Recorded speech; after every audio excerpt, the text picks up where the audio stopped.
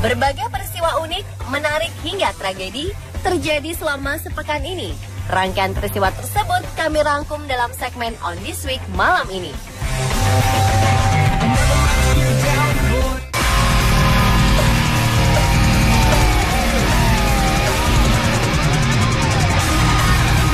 Pesawat F-16 terbakar saat hendak lepas landas di Pangkalan Udara Halim Perdana Kusuma, Kamis kemarin. Seorang saksi mata melihat insiden tersebut menuturkan bahwa pesawat hibahan dari Amerika tersebut tergelincir sekitar pukul 8 pagi. Awalnya ada 3 pesawat serupa yang hendak tinggal landas. F-16 yang bernasib naas tersebut berada pada posisi paling depan formasi. Saat hendak naik, salah satu ban pesawat mendadak meledak, sehingga pesawat dalam posisi miring. Saksi mata tersebut pun mendengar suara ledakan hingga 2 kali. Bersamaan dengan tergulingnya pesawat tersebut, api langsung menyembur dari arah belakang sayap. Sang pilot pun segera diselamatkan dan tim pemadam kebakaran langsung mendatangi tempat kejadian. Kondisi sang pilot saat ini masih dirawat karena mengalami luka-luka.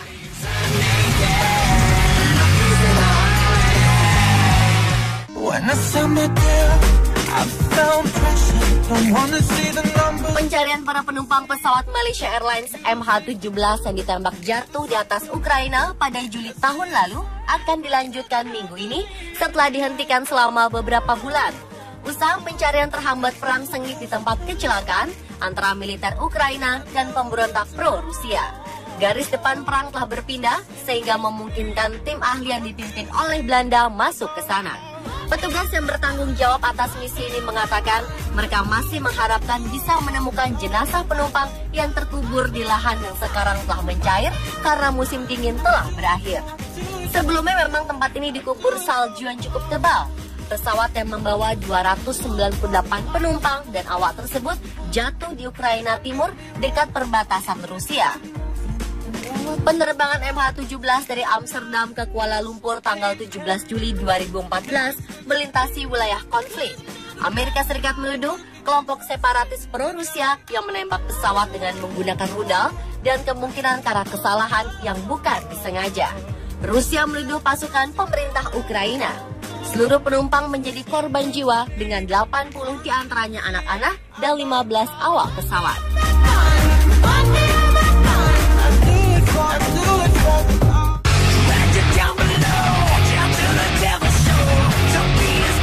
Abdullah, warga kampung Nanganai, Nusa Tenggara Timur, ditemukan tewas karena diterkam buaya di kali Nanganai setelah sebelumnya mandi dan buang air besar di sekitar kali tersebut. Kepala Kepolisian daerah setempat mengatakan jasad korban baru ditemukan sore sejak menghilang di pagi hari. Menurut keterangan warga setempat, korban dari rumah menuju kali pada pukul 9 pagi. Saat tengah buang air besar, tiba-tiba muncul seekor buaya dan langsung membawanya ke dalam air sehingga tubuh Abdullah pun menghilang. Setelah aparat melakukan pencarian selama 5 jam, petugas akhirnya berhasil menemukan jasad korban.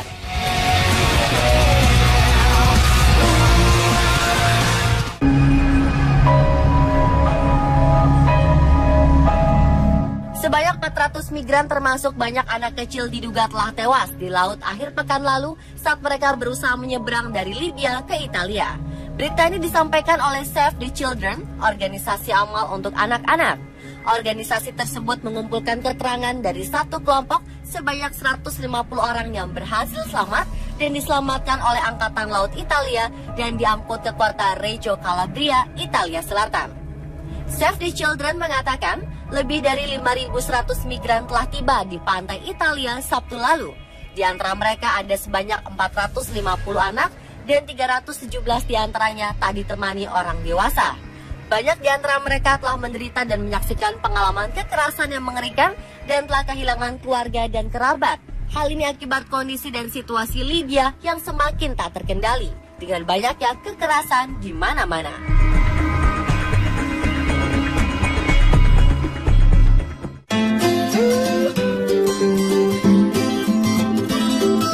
Masa remaja merupakan masanya mencari jati diri. Itulah yang dialami gadis 17 tahun bernama Emily Ray yang tinggal di Carlisle, Cumbria, barat laut Inggris. Di usia yang tergolong masih belia, ia ingin mengekspresikan dirinya dengan mengubah warna rambut menjadi merah. Ia sudah menjalani hidup dengan warna tersebut sejak 3 tahun terakhir, dan tak ada seorang pun berkomentar. Namun beberapa hari lalu, salah seorang guru melarangnya mengikuti pelajaran karena warna rambutnya tersebut terlalu mencolok dan tidak sesuai dengan peraturan sekolah. Sang guru pun menyuruhnya untuk mengubah warna rambutnya. Emily sangat marah hingga menangis. Ia mengatakan tak ingin kehilangan ciri khas dirinya. Orang-orang memang memanggilnya Young Ginger Singer atau penyanyi muda berambut merah.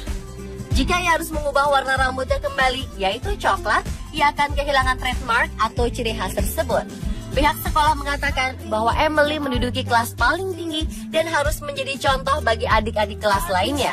Apa yang dilakukan Emily dengan mewarnai rambutnya menggunakan warna mencolok telah menyalahi aturan. Orang tua Emily sebenarnya sangat menyayangkan jika warna rambut yang begitu disukai anaknya harus dirubah. Namun mereka juga tak ingin hal ini mengganggu pendidikannya. Setelah berunding mencari jalan terbaik, Emily memutuskan untuk mempertahankan warna rambutnya dan akan pergi ke sekolah dengan rambut digulung.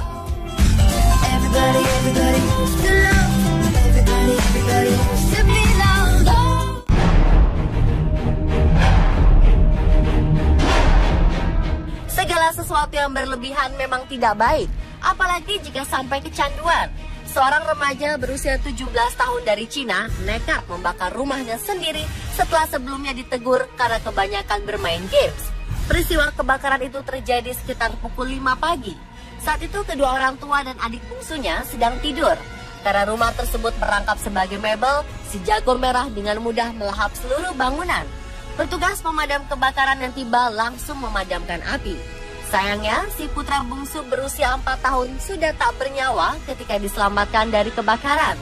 Sementara itu, kedua orang tuanya sedang menjalani perawatan intensif di rumah sakit. Sejak kejadian itu, remaja yang tak diketahui namanya menghilang. Ketika ditemukan polisi, ia pun mengaku telah membakar rumahnya sendiri. Ia pun berkata kalau alasannya adalah karena tak terima dengan teguran sang ayah. Sang ayah memang sebelumnya menegurnya karena terlalu banyak bermain games di warnet. Ia pun menyulut api membakar rumah sebelum akhirnya pergi bermain games online di warnet. Para tetangga pun mengatakan kalau remaja tersebut sudah keluar dari sekolah dan hobinya hanya bermain games online setiap hari.